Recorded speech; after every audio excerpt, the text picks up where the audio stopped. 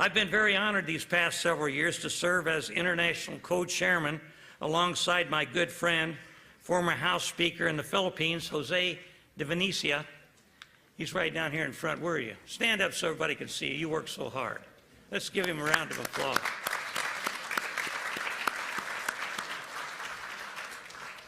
This organization, International Association of Parliaments for Peace, I think is very important. This global association of parliamentarians seeking to manifest the highest ideals of selflessness in addressing the greatest problems facing humankind today: violent conflict, terrorism against innocent civilians, abject poverty, and a deteriorating natural environment. These are the most altruistic ideals it's possible for an international group of parliamentarians to undertake. And a group like this that hopes to do any good must be broadly international in its membership. And the reasons are obvious. The scale of everything now is globalized and has been that way for a long time. Smoke from one country affects many others. Water pollution must be controlled, for humanity cannot survive without clean water. Chemical sludge and islands of plastic pollutes our rivers and streams and our oceans. The plastic is eaten by the fish, and we eat the fish, so it's a health hazard. The participation in Olympics of North and South Korea as a unified team of competitors has been a much-needed breath of fresh air. People are daring to express hope that this is going to last. There are a lot of optimism in the air. Will this Olympics be enough of a catalyst to improve the relationship between North Korea and the rest of the world? Parliamentarians for Peace, by nature, are optimistic, and our expectations always include a large measure of hope, and we hope this is the beginning.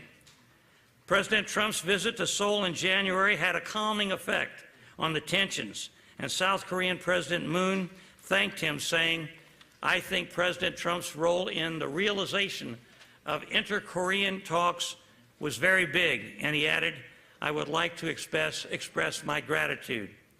Japan said it was pleased with the Trump administration policy toward North Korea and called on European navies to send vessels to this region.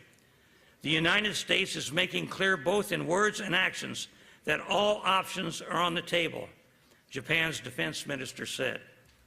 The trilateral alliance between Korea, Japan, and the U.S. is crucial for regional stability, and parliamentarians should be at the forefront in joining together to encourage these three countries, as well as the key 6 parties involved with Korean Peninsula issues, to prevent the nuclearization of North Korea. I know that as an American who served in Congress on the Foreign Affairs Committee for 30 years, that we do not want war in America. However, history tells us that if we show that we are not willing to stand and fight for our values concerning freedom, faith, and family, and religious freedom, we will lose those freedoms. If we learned one thing from World War II, it's that appeasement does not work. For us to avoid war and have peace, we must be strong and resolute. When Dr. Hak Ja Han Moon started the International Parliamentarians for Peace in February of 2016, she gathered us in Seoul, 160 current and former parliamentarians, government ministers, and leading figures in government, religion, and civil society. She gave us a challenge, saying we need to use the power of our positions as parliamentarians to find ways to be better neighbors, and we must strive for peace around the world. Our very first meeting took place right here in this room, in the National Assembly of the Republic of Korea. We hope all of you will join us and be a part of the International Association of Parliamentarians for Peace. We gathered several times since then in Nepal, Tokyo, Zambia, Burkina Faso, Paraguay, Costa Rica, Far Eastern Russia, London, and in Washington, which was highlighted by our delegation and Mother Moon being welcomed at the Kennedy Caucus Room by Senator Orrin Hatch, in which 80 senators and congressmen came to visit. Democrats and Republicans alike, because the message of Mother Moon is so important, as it calls upon all of us to recognize that we as parliamentarians have a central role for peace. Collectively, our influence as a body representing nations from all over the world is very influential. Her message also reminds us that our efforts will succeed if we recognize God and freedom of religion as central to achieving peace. In our atmosphere of open and mutually respectful discussion, ideas catch fire, and we have formed bonds of communication, and our global membership has grown to more than 4,000 and parliamentarians from 80 countries. And we began right here in this room. So thank you, those who were there at the beginning. We really appreciate your help. Some of you today were at that first meeting. It's easy to be inspired by the stated ideals of this organization. We are neither left-wing nor right-wing.